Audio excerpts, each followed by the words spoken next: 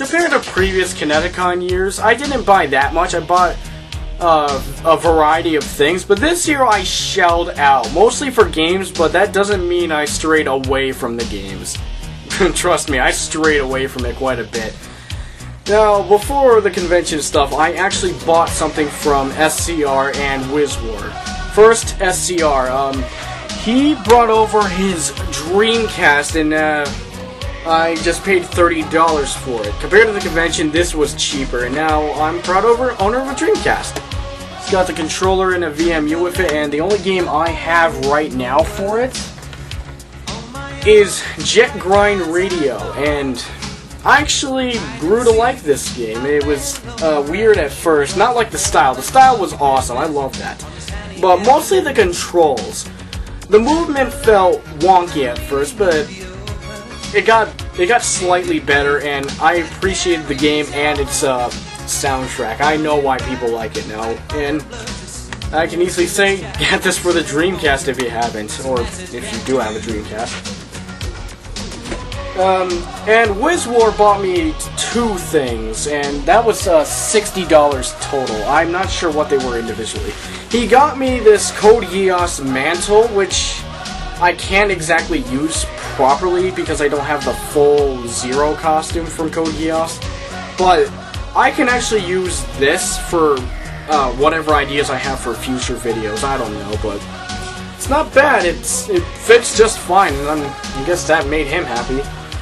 But the one thing he bought me that made me very happy was the Code Geass boob pad for the mouse pad, which has its own pair of titties.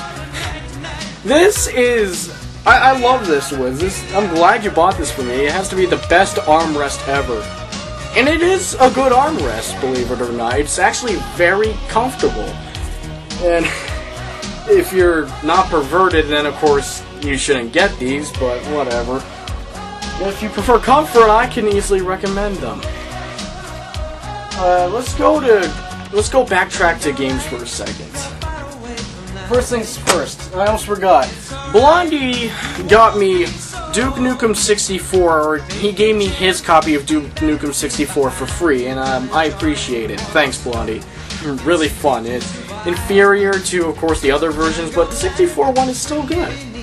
I recommend it if you find it cheap. Oh, I got it for free. And Shadow Snake managed to find in his pawn shop and give it to me for free Star Wars Republic Commando for the Xbox. I could not find this damn thing. It's probably easy as hell to find on the PC, but my PC's out of commission for gaming, unfortunately. So I wanted to find an Xbox version, bam, he found it. In good condition too. And special thanks to Shadow Snake, really, man. I really appreciate it. Now from the convention itself, I bought about like 6 games. 2 for the N64 and 4 for the Super Nintendo. And I'll start with N64. I got Jet Force Gemini, which a lot of people said it was good, and I'm slowly getting into it. I haven't played that much, but this is actually pretty good. I like it. The controls, again, the controls were kind of hard to get used to, but I'm slowly adapting to it. I'll try and play more of it later.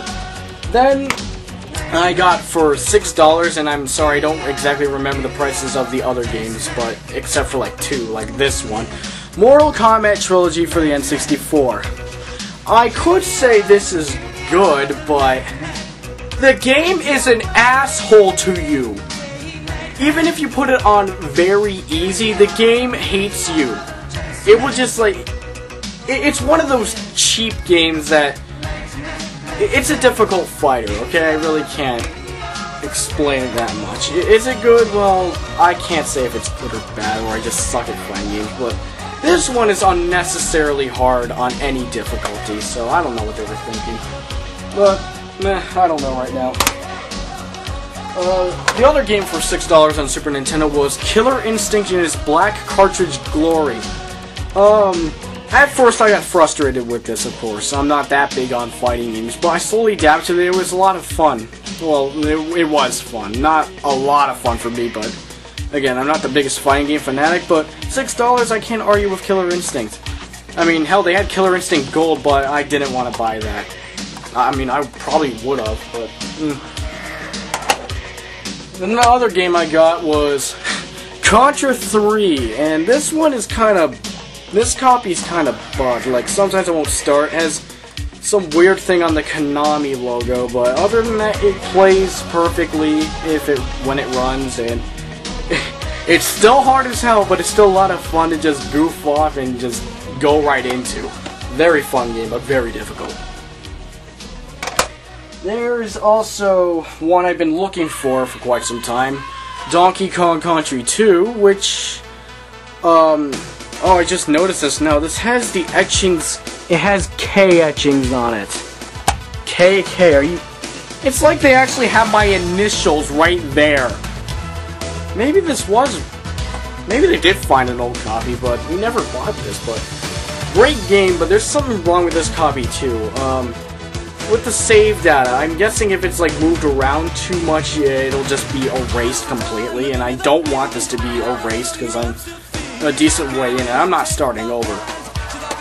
But yeah, great game. And the one I've been looking for almost an eternity was... Secret of Evermore.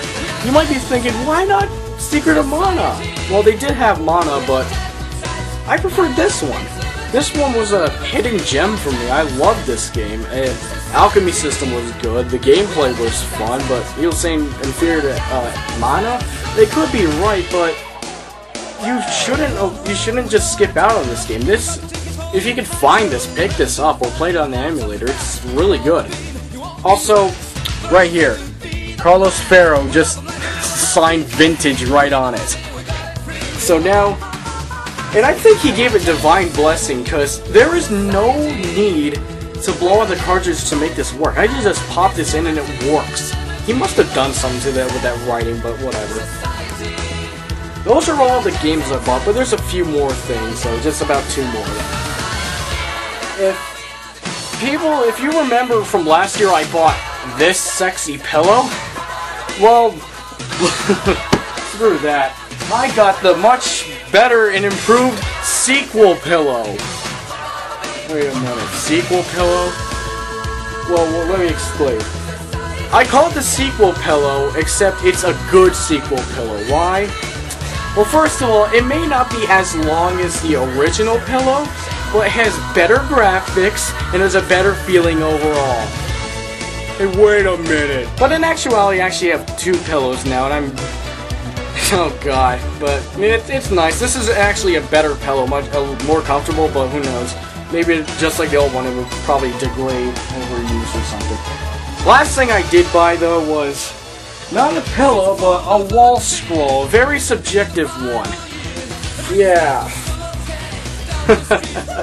Yeah, this is hanging up in my room, right behind my computer. Just one Code Geass sexy wall scroll. Oh my god, what's wrong with me? But yeah, that's pretty much all I bought at ConnectiCon this year. I had about $400 worth of stuff, and now I'm down to like 20 because, well, I shelled out. So who knows what I'm going to buy next year, or at Anime North or Boston if I ever get the chance to go to those. So this has been Unreal with ConnectiCon 2010. Thank you for watching, if you actually did watch. And I'll be continuing videos in the future for this channel, as always. So, see you next time. Don't you forget about me. Don't you forget about me. Sexy twins!